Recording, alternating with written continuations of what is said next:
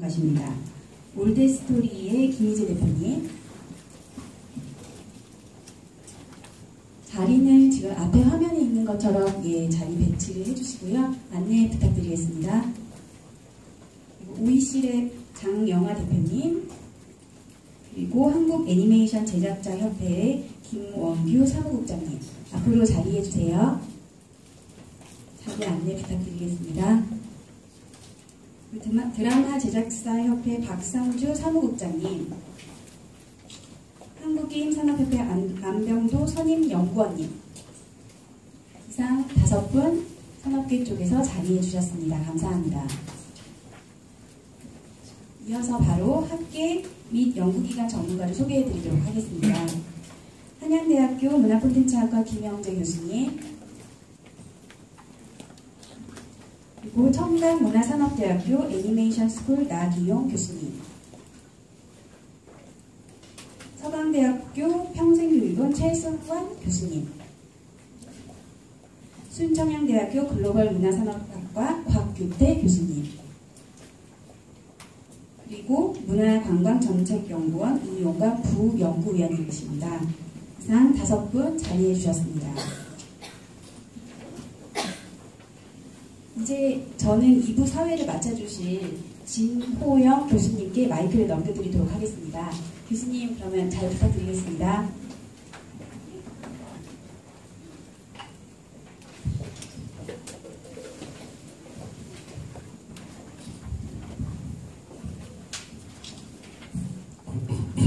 안녕하십니까.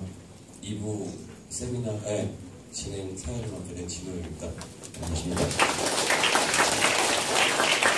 날씨가 굉장히 무덥죠. 근데 안에 들어오니까 살짝 산란한 느낌까지 듭니다.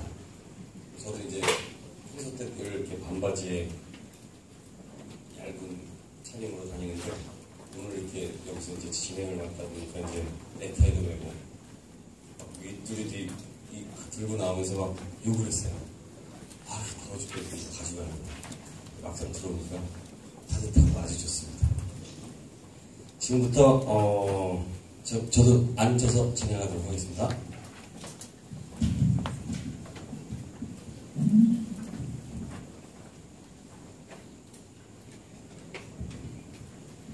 지금부터 약 시간을 보니까 한 90분 정도, 5시까지 이제 세미나가 진행될 것 같은데요.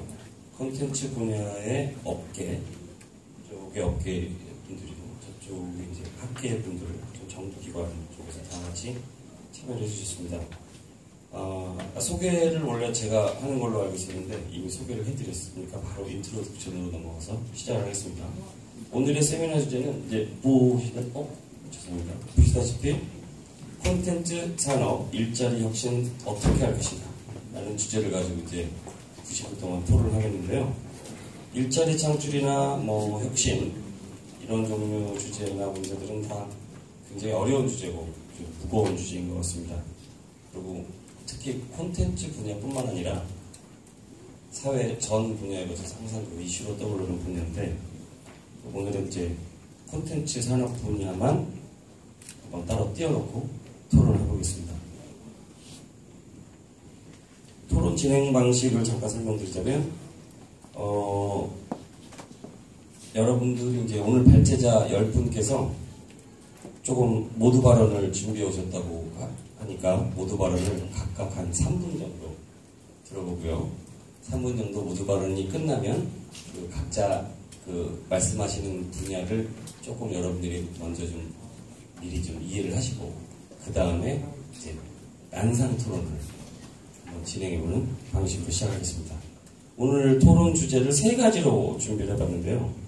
첫째는 콘텐츠 산업 분야 일자리 창출에 과연 아직 여력은 있는가, 얼마나 아직 자리가 남아있는지 알아보고 넘어가겠고요. 둘째로는 일자리, 항상 문제가 되는 거죠. 미스매칭. 도대체 이쪽과 저쪽의 차이는 무엇인가에 대해서 한번 얘기를 해보고요. 마지막으로 저희가 이제 업계하고 학계에서 이렇게 얘기가 됐는데 일자리의 진짜 혁신을 위해서 정부는 어떤 제도적 개선을 해줄 수 있는지 이렇게 3가지로 토론을 해보겠습니다. 그럼 먼저 참석해주신 분들 토론 모두 발언 이제 시작해주시겠는데요. 순서는 그쪽에 자리해주신 순서대로 안병도 선임연구원부터 3분씩 자리에 이제 앉으신 상태에서 짧게 다양하게 말씀해 주시고 다음 끝나시면 바로 박상주 선생님 순으로 이제 제가 굳이 이렇게 말씀 안 드려도 이렇게 쫙 한번 진행하는 걸로 하겠습니다. 모두 발언 3분 시작해 주십시오.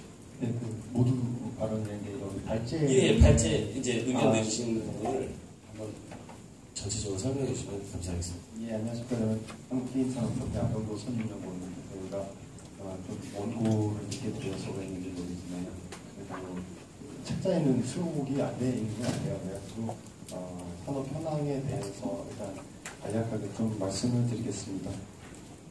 지금 저희 현재 게임 산업의 경우에는 2017년 기준으로 매출액이 한 12조 3천억 정도가 됩니다.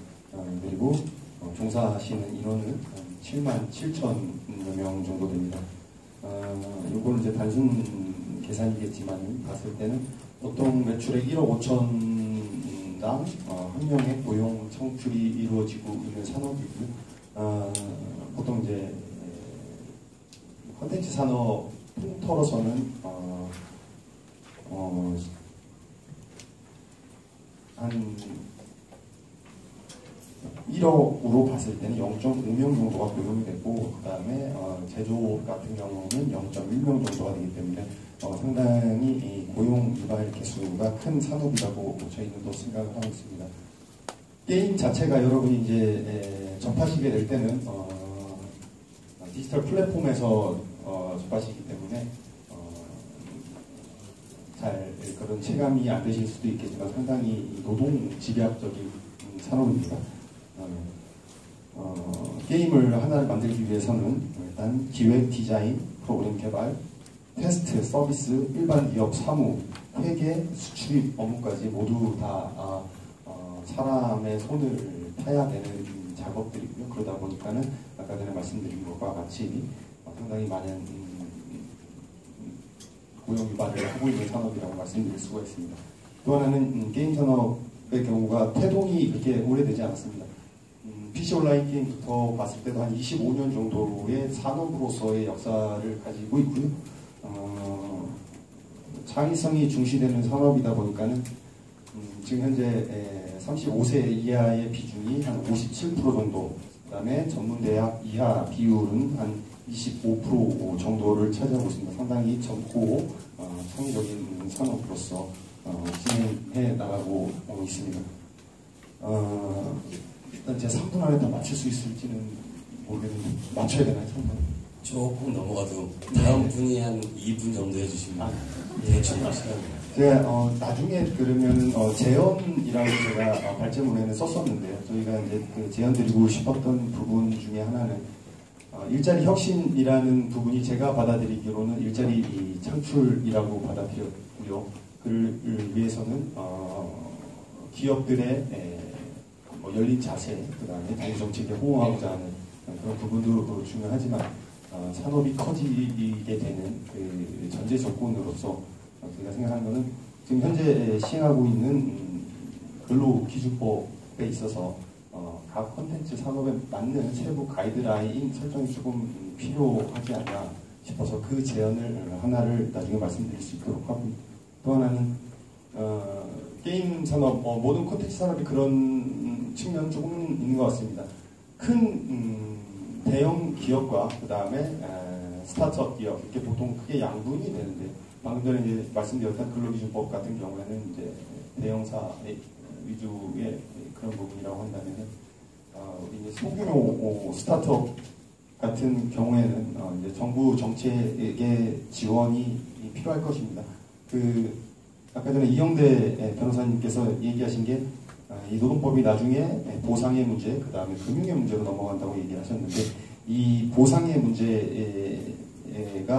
제가 말씀드렸던 근로기준법 상에 나중에 그 재량권 그 부분이 될 수가 있겠고, 이제 금융의 문제로 넘어간다는 게 스타트업 기업들이 노동 프로젝트 또는 만들어 놓은 지적 재산권을 가지고 정부 지원을 받거나 할 때는 뭐 모태펀드나 이런 거에 대한 지원 기준이 지금 현재까지로는 많은 부분 제조에 맞춰져 있습니다. 뭐 인력이라든가 뭐 회계사, 뭐 변호사, 뭐 대학 교수 1인 이상의 뭐 그런 지원센터가 있어야지 그 지원센터에서 지원해주는 부분들의 법인세 할인, 그다음에 이 프로젝트로서 정부의 지원을 받고 싶다라고 했을 때는 담보물을 제공할 수 있는가에 대한 그런 기준들이 아직 남아있고요. 그러다 보니까 말 그대로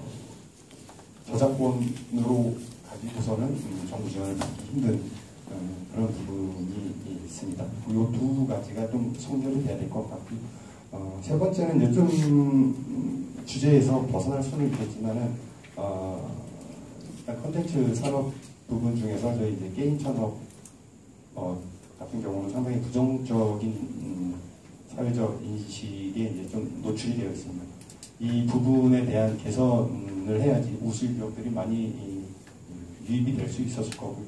이를 위해서는 일단 첫째로 기업들의 뭐 CSR 영역의 확대라든가 이런 부분이 먼저 손재돼야 될 거고, 그와 더불어서도 정부와 그다음에 언론의 좀 시선에 대한 변화도 좀 필요하지 않을까 싶습니다.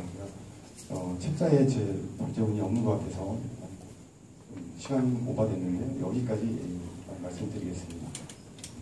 감사합니다. 안병도 현임연구원님께서는 특별히 발제한 내용이 없기 때문에 시간 많이 드렸는데요. 박상 교사목장님부터는 짧게 부탁드리겠습니다. 안녕하세요. 저는 한국드라마제작사협회 박상주 국장입니다. 세미나나 포럼 나오면서 아마 가장 짧은 시간을 배정받은 것 같은데 간단하게 말씀드리도록 하겠습니다. 먼저 그 발제 때 말씀하셨던 것처럼 사실 최근에 가장 많이 이슈가 되는 파트 중에 하나가 드라마 파트인데, 근로기준법과 연계해서 사실 사건 사고가 없었다고 할 수는 없지만 이 부정적인 요소가 전부가 아니라는 거 먼저 말씀드리고 싶고요. 어쨌든 그 한국의 브랜드 그 컨텐츠 가치를 높이는 데 드라마가 굉장히 큰 역할을 했고, 그 브랜드 가치는 결국 대한민국의 브랜드 가치가 이어지지 않았나 이렇게 생각하고 있습니다. 그래서 꼭 부정적인 요소만 보지 마시고 긍정적인 요소도 굉장히 많이 있다 말씀드리고 싶고요. 아까 말씀하셨던 세 파트에서 간단히 말씀드리면, 저희는 드라마가 2017년 기준으로 보면은 총 드라마 약 100편 정도, 정확한 97편, 98편 정도 제작이 됐고요. 올해 2018년에는 지금 130편에서 150편 정도 드라마가 제작될 예정입니다. 드라마 산업 규모 자체가 성장을 보실 수 있을 것 같고요. 그리고 아까 미스매칭에 관련된 부분 좀 말씀드리면, 제가 지금 사실은 업계에 있으면서도 제가 대학교에서 이제 그 영상학과에서 경영교수로 좀 있으면서 학생들과 실제로 그 영상의 좀 한정적인 드라마 파트에서 학생들이 인지하는 드라마 1이라는 것과 그리고 실제 업계에서 느끼는 받아들이는 일은 굉장히 괴리감이 있다는 생각을 많이 하고 있습니다. 하지만 저희는 지금 두 가지 사업을 좀 같이 하고 있는데요. 하나는 드라마 프로스쿨 사업이라고 해서 최초에 이제 컨텐츠 진흥원이 같이 했던 사업이고, 지금 이제 노동부랑 같이 하고 있는데, 그 대학교를 졸업한 친구들이 저희 드라마 프로스쿨을 통해서 드라마 프로스쿨 PD에 적합한, 드라마 PD에서 가장 적합한 그 역량을 강화시키고, 이 친구들이 OJT 시스템을 통해서 바로 드라마 제작사와 취업을 연결하는 시스템을 하나 운영하고 있습니다. 또 하나는 저희가 올해부터 시작하는 사업인데, 컨지런에 있는 창의인재 동반 사업 지금 하고 있는데요. 아까 잠깐 그 본부장이 말씀하셨던 멘토멘티 사업인데요. 이 사업도 기존의 드라마 프로스쿨이 가지고 있는 한계점이 있습니다. 뭐냐면 제작사에서 직접 본인들이 원하는 멘티를 직접 뽑지 못하는 한계가 있는데, 이 사업 같은 경우는 직접 제작사 PD가 여러 멘티를 뽑아서 선발해서 운영하고 있습니다. 하지만 이 사업에도 좀 아쉬움이 있습니다. 생각보다 예산이 많지 않다 보니까 실제로 할 수 있는 범위가 적다는 부분, 그런 부분이 좀 아쉬운 부분인 것 같고요. 일단 이런 미스매칭 부분은 이제 드라마 프로스쿨 사업, 그리고 컨텐츠 창의제 동반 사업, 이런 사업들이 결국 미스매칭 문제를 해결해 줄 수 있지 않나 이렇게 생각합니다. 또 하나는 정부 차원에서 사실은 저희가 요청드리고 싶은 건 뭐냐면, 저희가 사드 때 항상 그런 얘기 많이 했습니다. 한국의 우수기업들이 정말 많이 해외로 빠져나가고 있다. 결국 이 문제는 돈 문제인데, 그들을 돈으로 다시 끌어들일 수 없다면 결국은 그에 상응하는, 그에 대응할 수 있는 창의인재를 키우는 게 정부의 역할이 아닌가 생각합니다. 그래서 창의인재를 키워주는 아까 말씀드렸던 드라마 프로스쿨 사업, 창의인재 동반 사업, 이런 사업을 통해서 결국 취업과 연계해주는 부분이 굉장히 중요한 것 같고요. 또 하나 문제는 그 초기에 드라마 PD로서 일하면서 많이 느끼는 초기의 어려운 부분들을 해결할 수 있는 재직자 교육 사업도 좀 필요하다는 생각이 있습니다. 그래서 그런 부분들을 조금 정부 차원에서 지원해 준다면 이 컨텐츠 인력이 단발성 인력이 아니고 정말 대한민국 컨텐츠를 대한민국 브랜드 가치 높일 수 있는 그런 인재가 되지 않을까 그렇게 생각하고 있습니다. 여기까지 말씀드리도록 하겠습니다. 네, 안녕하십니까. 저는 한국 애니메이션 제작자 김원규 국장입니다.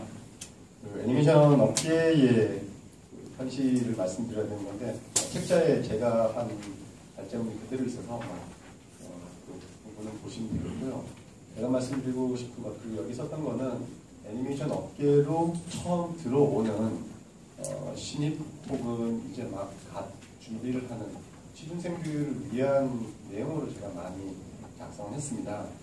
약간 애니메이션 업계는 두 개의 묘한 괴리감을 가진 업계인데요. 굉장히 아름답고 꿈을 주는 콘텐츠를 제작하는 곳이고 전 세계 4위 수준의 저희의 창작과 매출 능력을 가졌음에도 거기서 실질적으로 일을 하는 분들은 이 밖에서 볼 때의 그 눈으로 제가 작성을 했는데요.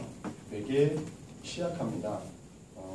그때 낮고 연중생도 제대로 안 돼 있고 비전도 없고 그리고 근무 시간은 길고 그리고 높은 숙련도가 기본적으로 되어야 한다는 굉장히 이건 뭐 인력을 어떻게든 뭐 해야만 하는 그런 게 있음에도 저 또한 애니메이션을 소위 말하는 그 동화 한 장당 매번 일하는 걸 그림을 그리면서 시작을 했습니다. 근데 지금 이 자리에 오는 동안 20년 동안 이제 애니메이션을 해서 왔는데 제가 여기 일자리를 한다고 했을 때 여러분께 말씀드리고 싶은 건 애니메이션을 학교나 혹은 일반적으로 가르치는 분들이 가지고 있는 어떠한 그 상상 혹은 예상하는 부분과 실제라는 그 차이가 굉장히 큰데 어떤 식으로 그걸 줄여가야 되냐라는 부분에 대한 현실적인 얘기를 하고 싶었습니다. 한마디로 말씀드리자면 애니메이션은 개인 작업이 아닙니다. 개인 작업을 하시려면은 그냥 창업을 하시고요. 애니메이션을 진짜 하고 싶다면 와서 배우는데 애니메이션은 예술과 산업이 공존하는 그러한 시스템이어서 자기 위에 있는 선배들에게 일일이 하나하나를 다 배워야 됩니다. 그리고 가르치는 분들이 A라는 분이 가르치는 게 틀리고 B라는 분이 가르치는 게 틀리고 2D가 다르고 3D가 다르고 이런 게 다 공존되어 있기 때문에 내가 뭘 하나를 처음부터까지 다 잘한다라는 게 애니메이션 업계에 취업하는 데는 절대 도움이 안 된다는 말씀을 좀 드리고 싶습니다. 그리고 전공 교육이라는 면에서 하자면 지금 전문 교육을 통해 가지고 애니메이션 취업 쪽을 꿈꾸고 준비하시는 분들이 많은데요. 실제적으로 많은 분들이 최종적으로는 졸업 작품으로 취업을 하는데 포트폴리오 들고 오시는데요. 죄송한 말씀이지만 그 포트폴리오가 절대 저희가 봐서는 쓸 데가 없습니다. 그러니까 이런 표는 뭐합니다만 오늘 이제 그 부분 좀 다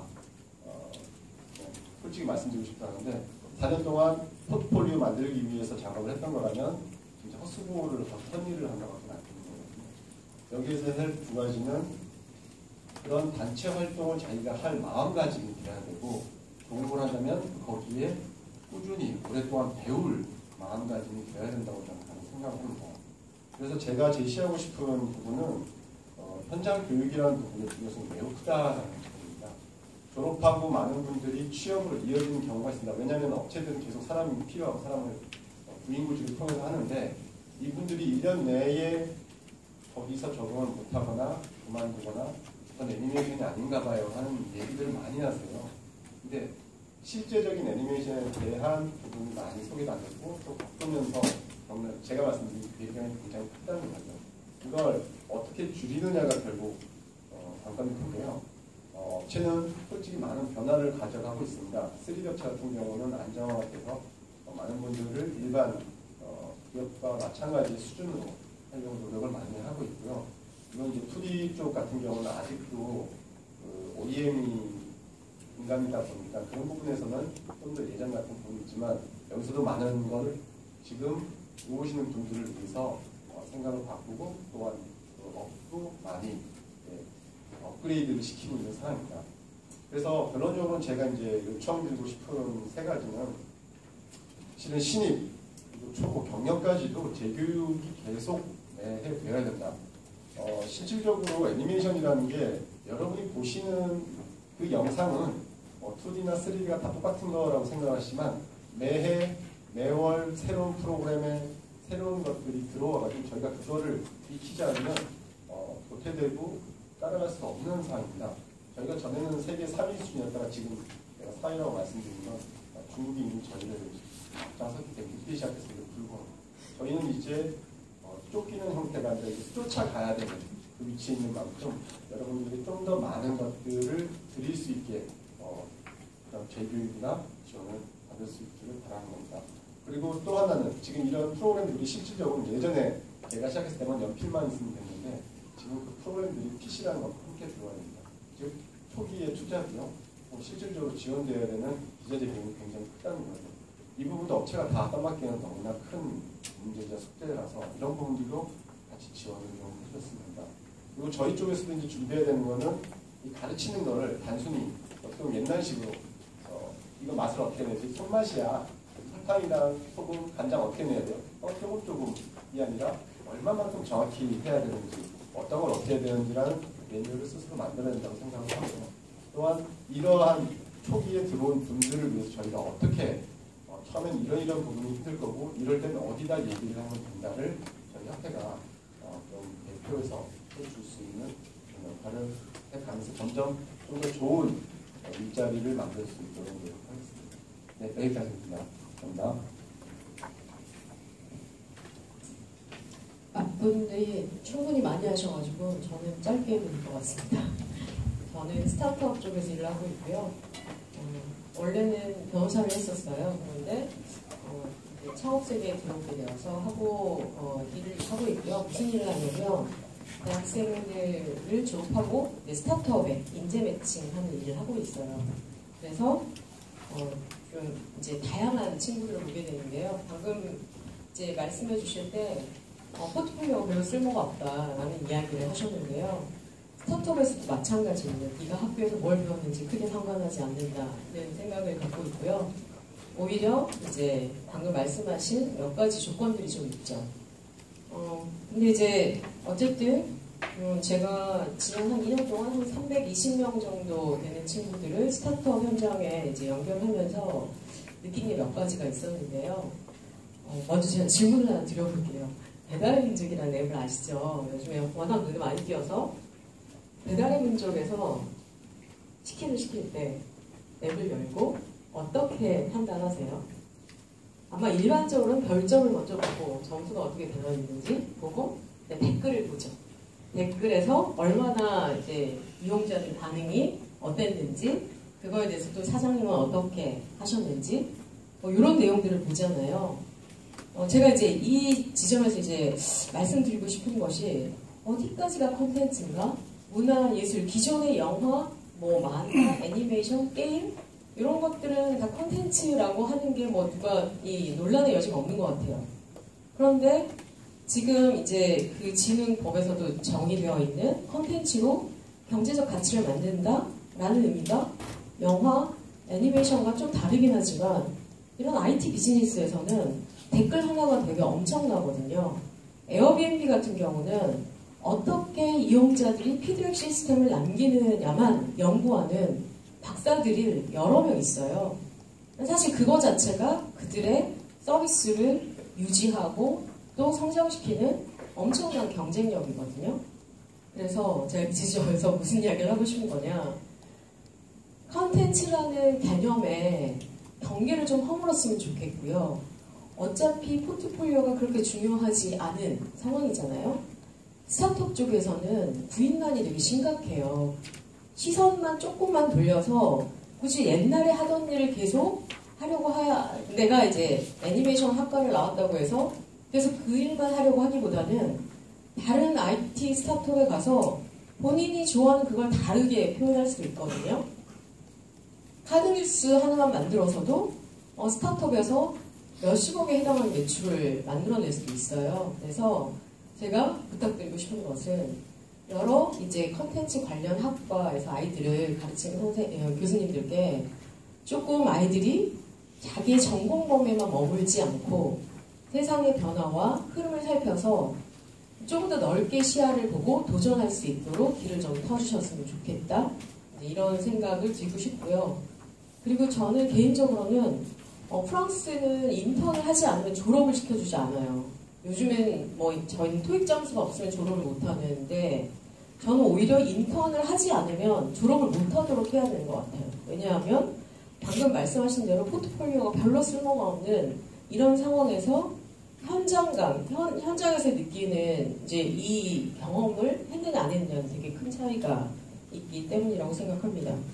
이제 사족처럼 하나만 더 덧붙이자면 기왕 이런 진흥원에서 이제 센터까지 만들어서 열심히 일을 하실 거니까 말씀을 드리면 공급자 위주로 뭔가 정책을 하기보다는 진짜 현장에서 필요로 하는 뭔가를 해줬으면 좋겠다라는 이야기인데요.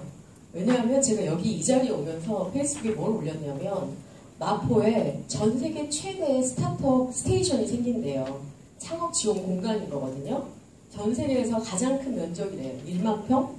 그런데 거기 입주 자격이 39세 이하예요. 사실 학문적으로도 연구가 됐는데요. 창업해서 성공할 확률이 가장 높은 나이가 39에서 45예요. 그러니까 이거 자체가 세대 간의 단절을 만들어내고 있는 거거든요. 창업하라는 거 일자리를 만들려고 하는 거잖아요. 창업에 성공하라는 거잖아요. 그러면 조금 유연하게 본질이 뭔지 따져서 일자리 정책들을 펼쳐봤으면 좋겠다. 짧게 하려는데 자기들보다 한 1분 더 하셨습니다.